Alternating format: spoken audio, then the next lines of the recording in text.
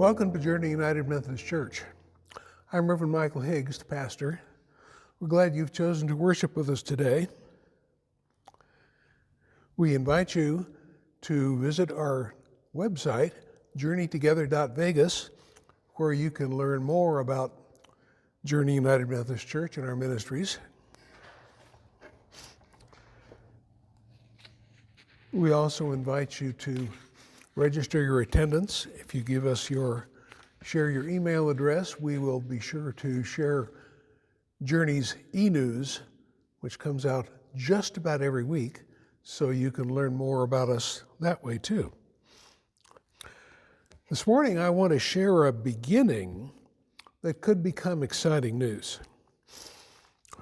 Our reopening task force is beginning to look at moving Journey in that direction, moving us back into worshiping in our sanctuary in person. COVID cases have declined, as you know. People are being vaccinated. Governor Sisolak has loosened some restrictions on gatherings like ours. So we're looking at this. Please understand, this will take some time. When we reopen, we will do it safely. Everyone's safety will be our top priority. Social distancing and masks will be required. We won't be singing and talking at full volume. Hard to do through those masks anyway, isn't it? Now, we understand that not everyone will be comfortable gathering in a larger group, especially at first. And so part of our reopening process is doing what we need to do to be able to stay connected with all of you who worship with us online regularly and can't or choose not to, for whatever reason, join us in person. We can do that, but it's going to take some wisdom and creativity on the part of our technological folks. By the way, if you have some technical skills in that area, if you know which end of a computer is up or a little bit about some of those other related skills, we would welcome your help. We're a little bit short in that area, just found a few new people, but to do this the way it needs to be done, we really can use a few extra clever people who know their way around all that stuff. If you could help, email us at journeyoffice@gmail.com. We'll be in touch. Now, this Sunday is the first Sunday in Lent. Lent, as you remember, is a season of spiritual preparation for the astounding joy of Easter. Today, I invite you to see a familiar story in a new way. I suggest to you that it may shed new light on our Lenten journey and on the way we follow Jesus day by day. Are you curious? Good. Here's a 3-word clue that may make you even a little more curious. Baptism, testing, mission. Stay tuned. Let us begin our worship today with a moment of silence. Just silence.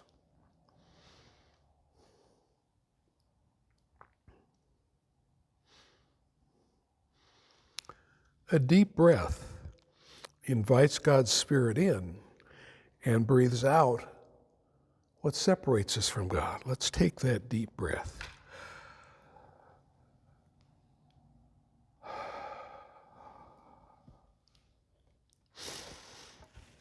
And our candle reminds us that God's light helps us see all of life clearly and in perspective.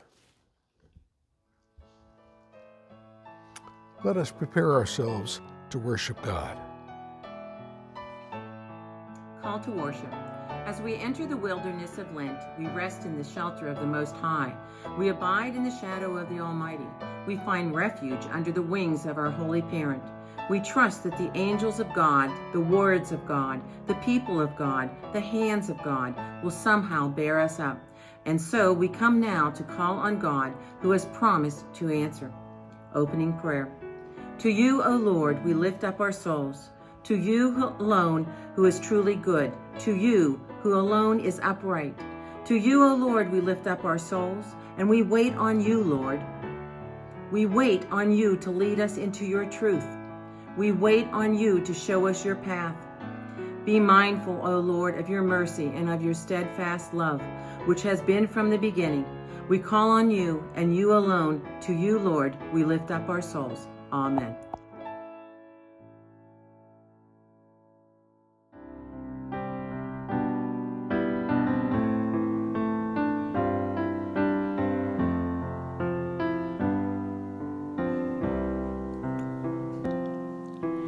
As the deer panteth for the water, so my soul longeth after thee.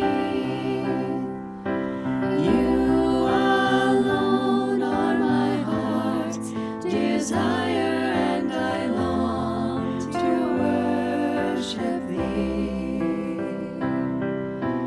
You alone are my strength, my shield. To you alone may my spirit yield.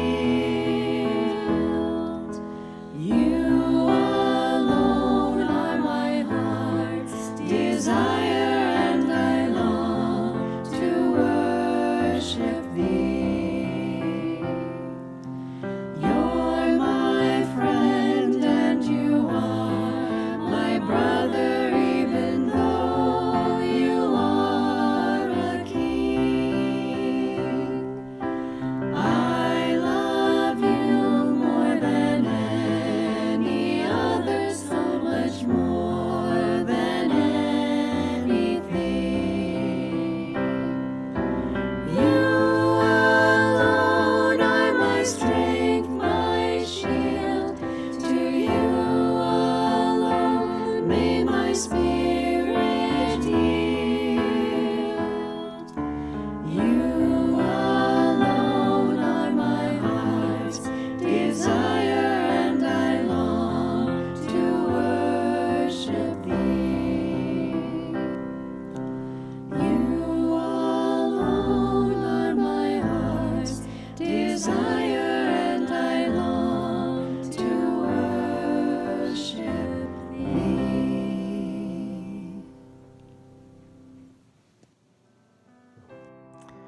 Our Bible reading this morning comes from Genesis 9, 8-17.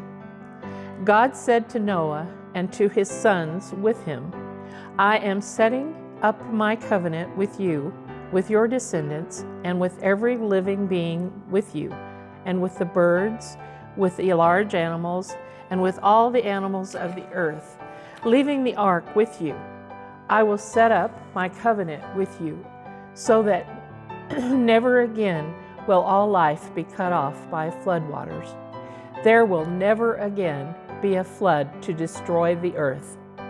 God said, This is the symbol of this covenant that I am drawing up between me and every living thing with you, on behalf of every future generation. I have placed my bow in the clouds. It will be a symbol of the covenant between me and earth. When I bring clouds over the earth and the bow appears in the clouds, I will remember the covenant between me and you and every living being among all the creatures. Floodwaters will never again destroy all creatures. The bow will be in the clouds, and upon seeing it, I will remember the enduring covenant between God and every living being of all the earth's creatures. God said to Noah, This is a symbol of the covenant that I have set up between you and all creatures on the earth.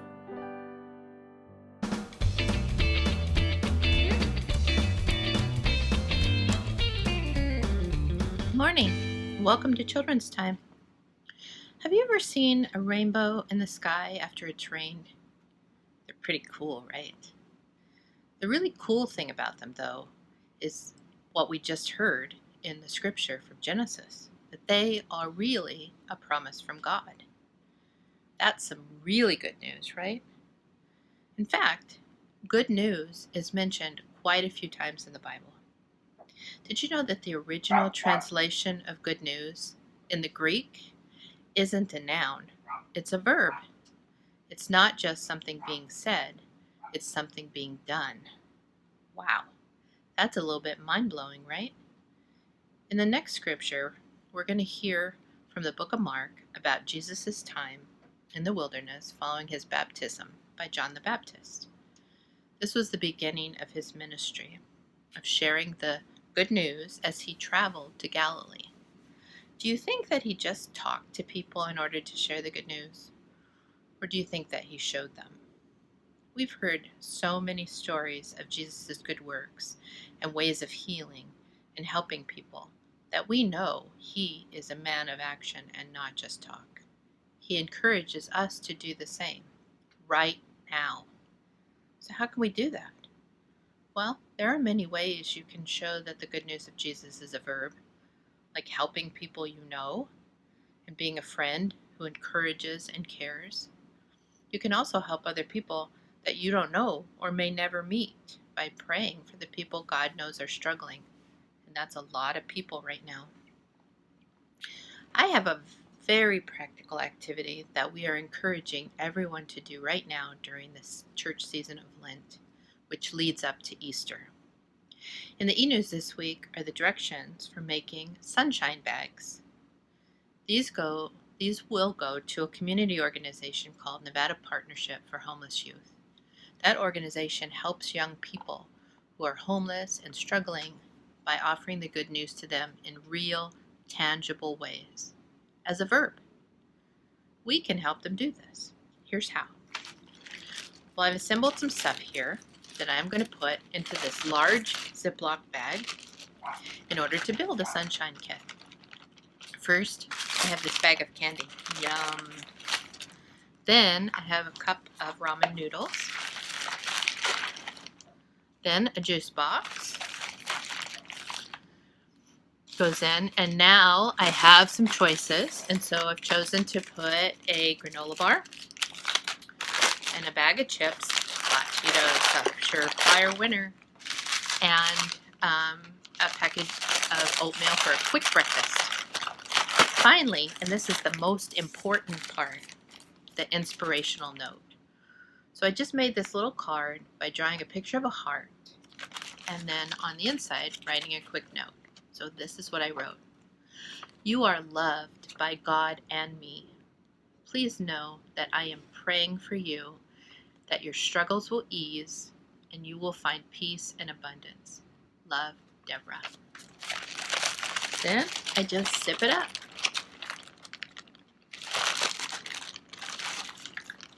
Try to anyway. Okay.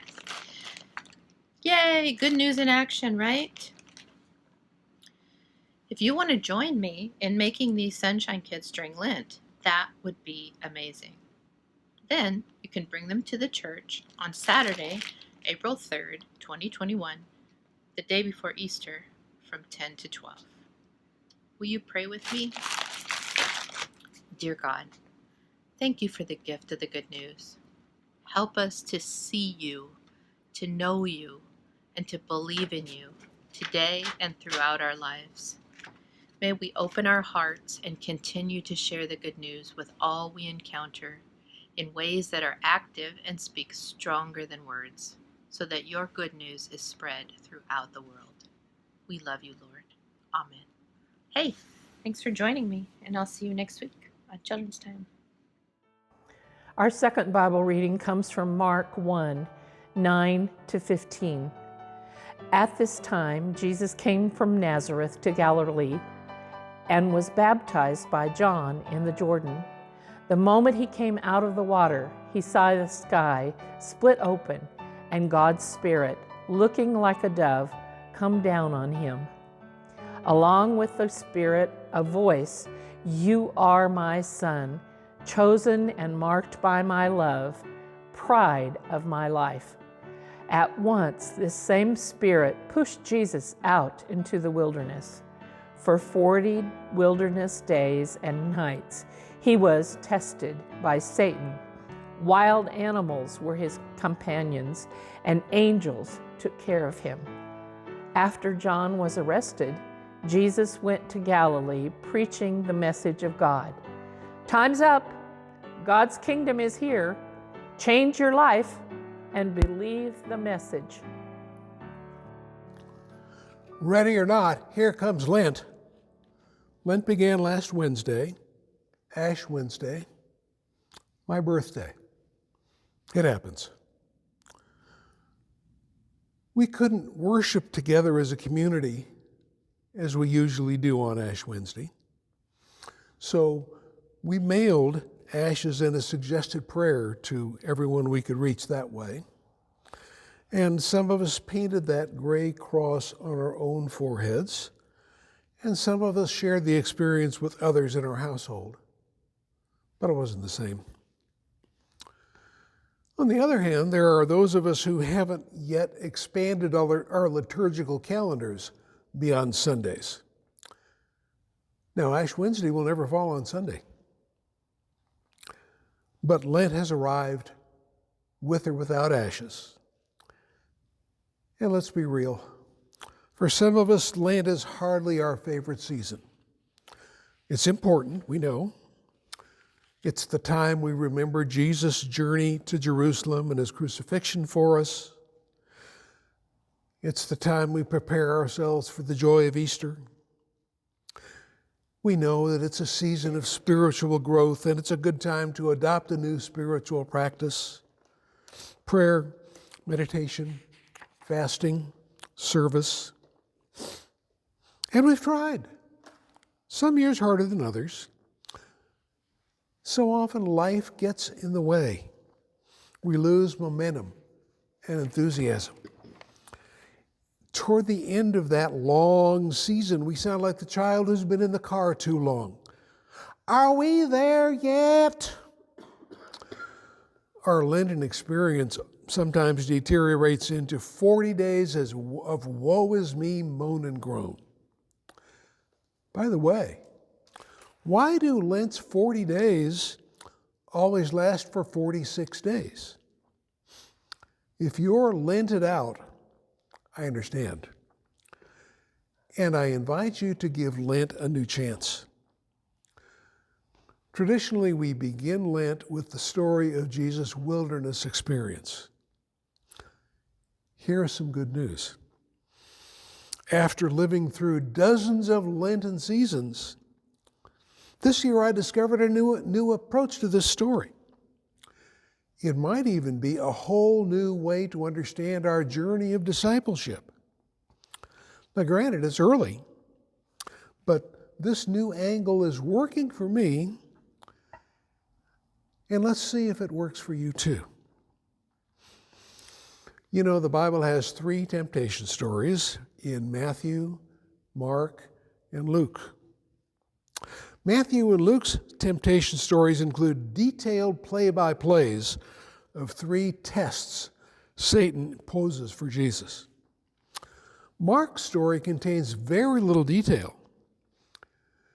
Mark is always in a hurry as he's writing, it seems, and as he begins, he combines 3 events that we usually separate: Jesus' baptism, his testing in the wilderness, and his re-entry into Galilee as he proclaims, "Time's up, God's kingdom is here. Change your life and believe the message." Sometimes it's helpful to separate those 3 events and look at each one separately. But today, I want to hold them together. This extended story describes the flow of our life in Christ: baptism, testing, mission. Let's go with the flow. Mark's story opens with Jesus' cousin John holding a Jordan River revival. Huge crowds welcomed his message of forgiveness and renewal. They crowded along the riverbank, not even close to social distancing. They received his ritual washing that cleansed their sins. But John didn't want to be in the spotlight. He insisted that he was a stagehand, not the star of God's show. Someone far greater was on the way. This person would pour God's Spirit over everyone, the way John poured Jordan River water over people. And then one day, John's cousin Jesus showed up down by the river. He submitted to John's baptism. As he emerged from the water, we're told the sky split open. God's Spirit in the form of a dove came upon Jesus. And Jesus heard a voice. You are my son, chosen and marked by my love, pride of my life. What an unforgettable moment. An absolute crystal clear confirmation of Jesus' call. A powerful, ringing affirmation. And then, at once, this same Spirit pushed Jesus out into the wild. What are you doing, God? The same Spirit who'd called Jesus to be the star of the show. God's creating, redeeming, sustaining presence, the Holy Spirit, drove Jesus out into the wilderness. There, we're told he was tested by Satan. Let's be clear about Satan.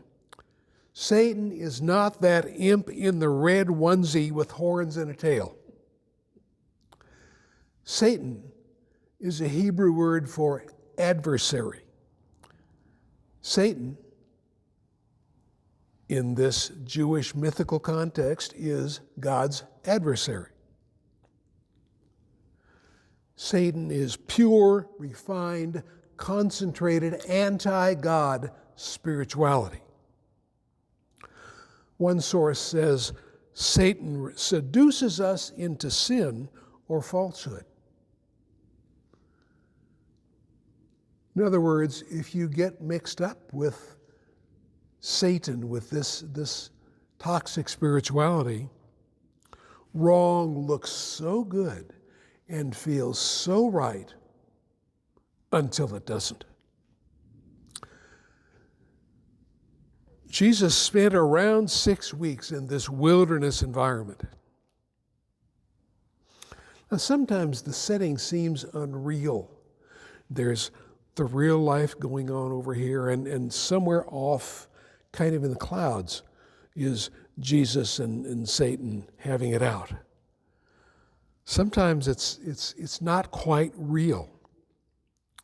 But this wilderness environment sounds to me like life. This is God's world where we live our lives. And there's God's power, and there's this anti-God spiritual force that also exists in our world. It's a real, powerful force. Each day's choices test us. Does this choice move me closer to God or farther away? Does this action fulfill Jesus'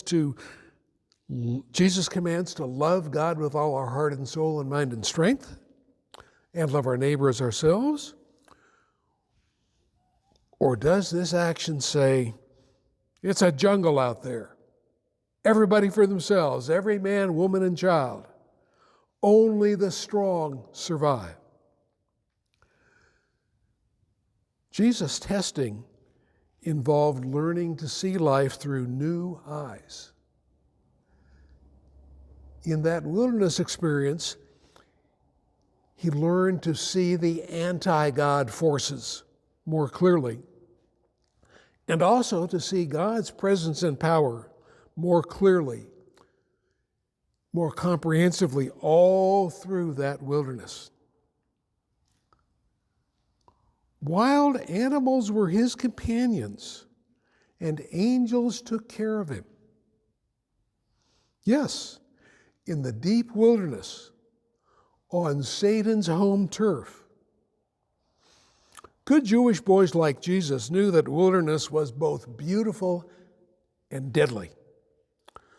Wilderness was home to wolves, mountain lions, leopards, deadly snakes and spiders. But in God's new world, new rules apply. In God's new world, the old hostilities between humans and some of these creatures are transformed.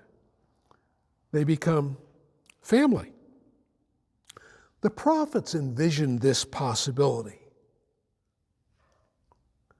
Now, the angels care for Jesus out here in the wilderness. The wilderness, we thought, was the home of anti-God. The most important thing that Jesus learned in this time of testing, what he learned not just in his head, but down in his deeper self, was that this is God's world. All of it. All we see, all that's too vast for us to see, all that's too tiny for us to see. Nowhere in God's world are we beyond the reach of God's love and power.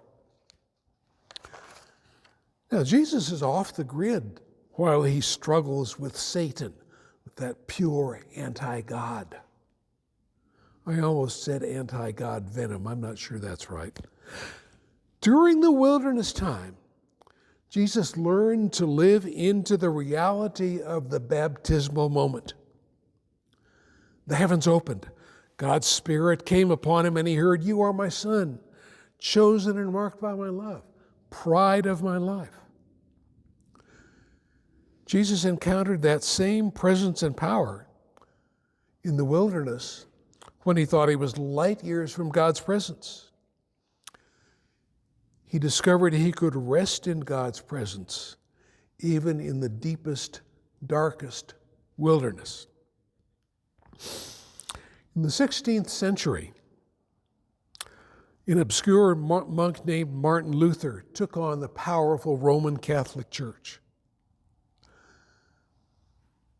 It was a complicated ecclesiastical and political situation. And Luther often was imprisoned. He was often on the run from rulers who wanted to execute him because he was on the wrong side. He often found himself in the protective custody of rulers who supported his effort at changing the church, but could support him only by locking him in one of their castles where the other side couldn't get to him. It was a tough time. Martin Luther struggled daily with doubt, discouragement, and depression. At one point, he spent a couple of years hiding in a friendly ruler's castle. He was translating the Greek Bible into German.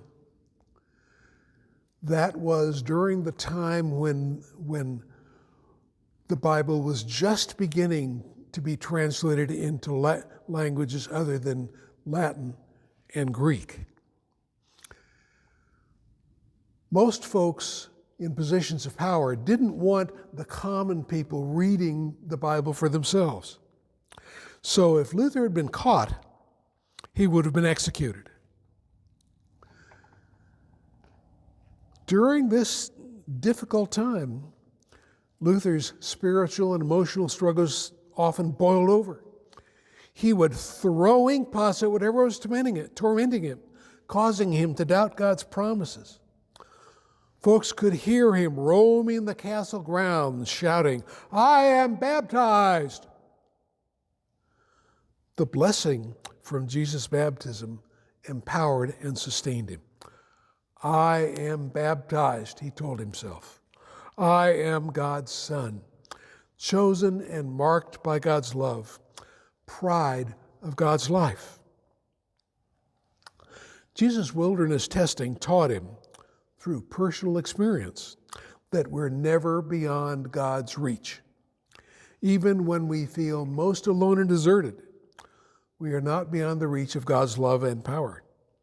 We are baptized, God's precious child, chosen and marked by God's love, pride of God's life.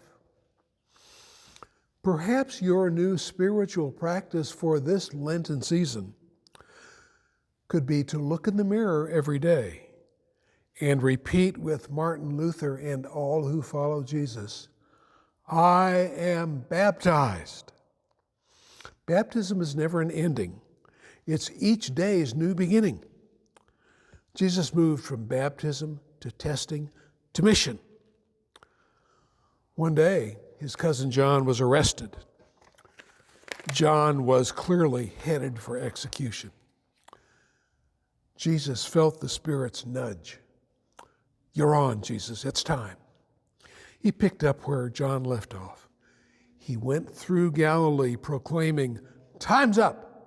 God's kingdom is here. Change your life and believe the message. That's what our neighbors need to know.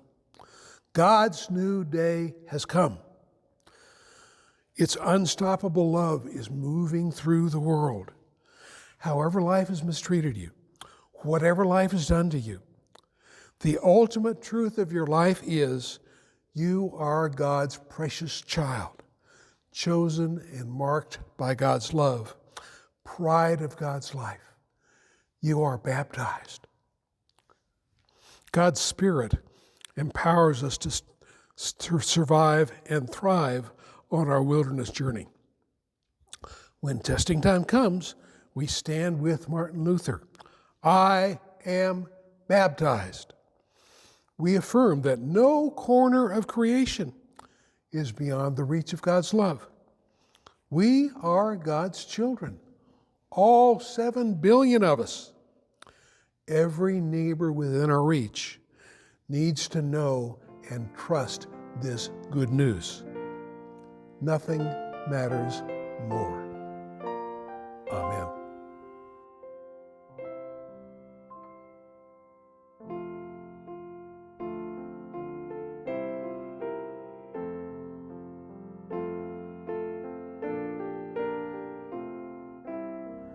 Our call to confession.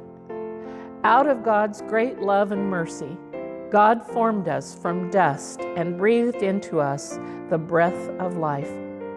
Yet we do not always reflect the love and mercy of one who created us. Let us approach the throne of grace and confess our sins. Merciful God, Savior, we confess to you and to one another that we fall far short of being all that you created us to be. We have not loved you with our whole hearts. We have preferred our own way.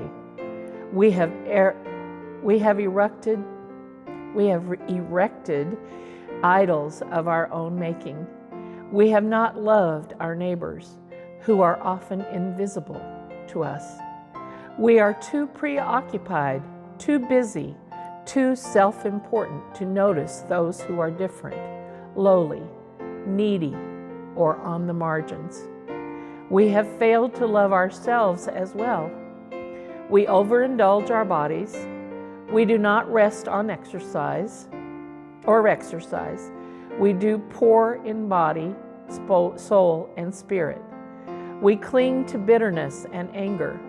We grasp tightly the hurts of yesterday instead of trusting them to your healing and forgiving grace. Forgive us, Lord. Grant us the desire and the faith to let go of what is not ours.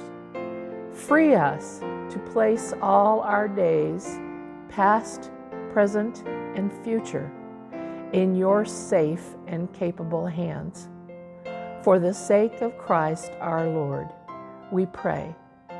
Amen.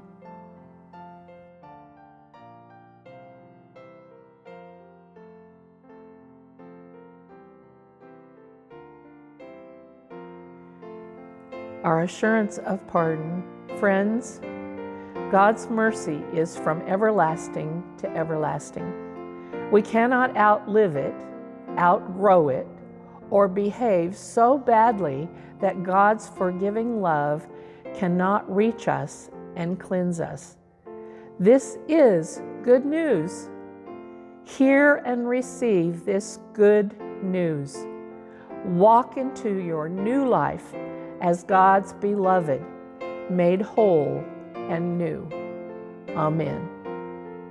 As God's beloved children, made new and whole in Christ, we pray as Jesus taught us. Who art in heaven, hallowed be thy name. Thy kingdom come, sambahin thy will be nawa done on pangalan earth as in heaven. ikaw nawa Give us ari this day sa our amin. daily bread, Sundin nawa and ang forgive us iyong our kautuban trespasses as we dito forgive sa those who lupa trespass tulad against ng us. sa langit. And Bigyan lead us mo not into kami temptation, ng pagkain but sa deliver us from kailangan evil. namin sa For araw thine is the kingdom, na the ito. power, and the glory Tawarin forever. kami Amen. sa aming mga kasalanan tulad ng aming pagpapatawad sa mga nagkakasala sa amin. Huwag mo kaming iharap sa mahigpit na pagsubok, kundi ilayo kami sa mga sama, sapagkat iyo ang kaharian at ang kapangyarihan at ang kapurihan magpakailanman. Amen. Never has the work of the church been more important than during this time, when we grapple with the realities of physical distancing while seeing such a great need for unity, voice, and action in the world. We ask that you take this time to prepare your offering check and place it in an envelope and mail it to Journey United Methodist Church at 6450 East Stewart Avenue, Las Vegas, Nevada 89110. Or go to our website at www.journeytogether.vegas and click on the Donate button. You can also send your offering electronically through Auto Bill Pay or Zelle.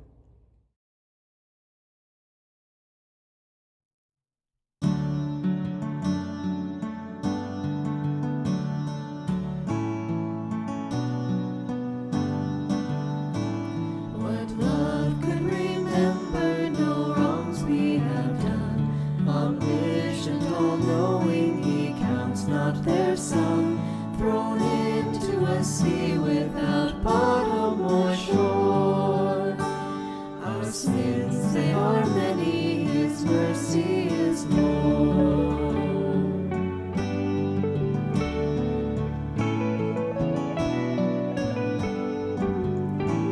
What patience would wait as we constantly roam? What Father so tender is calling us home? He welcomes the weakest, the vilest, the poor. Our sins, they are many, his mercy is more. Praise the Lord, his mercy is more. Stronger than darkness, new every morn. Our sins, they are many, his mercy is more.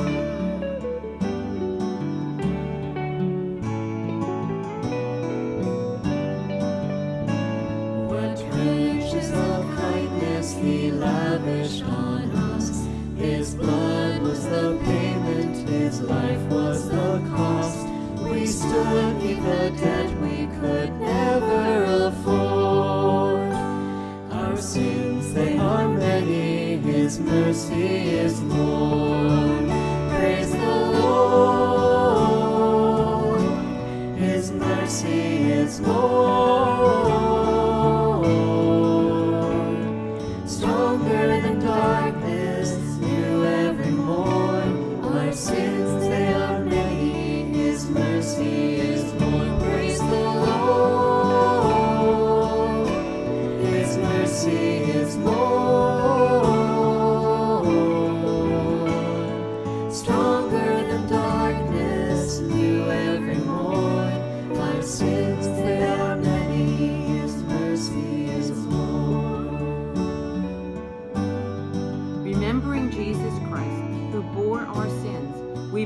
these tokens of gratitude, empower us by your Spirit to die to sin and live righteously. In thanksgiving for Christ's sacrifice for us, may we as a church of generous and joyful people use these offerings in ways that share your hope and healing through Jesus Christ our Lord. Amen. Yes, things have changed, technical difficulties, but we've heard God's word, we've responded, we're ready to begin a new week walking with Jesus. Remember who we are. We are baptized. The Spirit will lead us through life this week. Do your best to focus on God's Spirit rather than all the sources of anti-God spirituality around us. Be alert to the nudges and callings of God's Spirit. Someone within your reach needs to know the time is now. God's kingdom has come. Change your life and believe the good news. Go in the peace and power of God, the Father, the Son, and the Holy Spirit. Amen.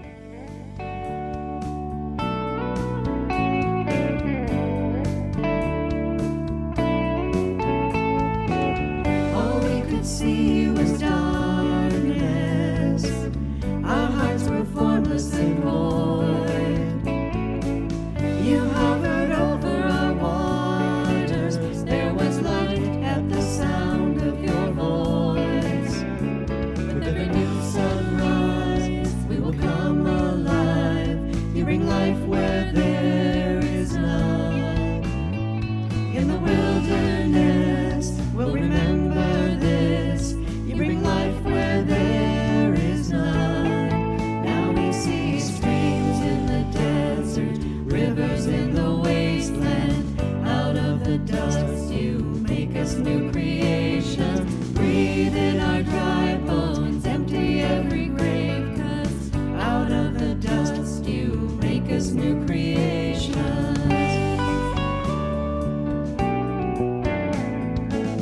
All we could see was darkness, the shadow of our old ways.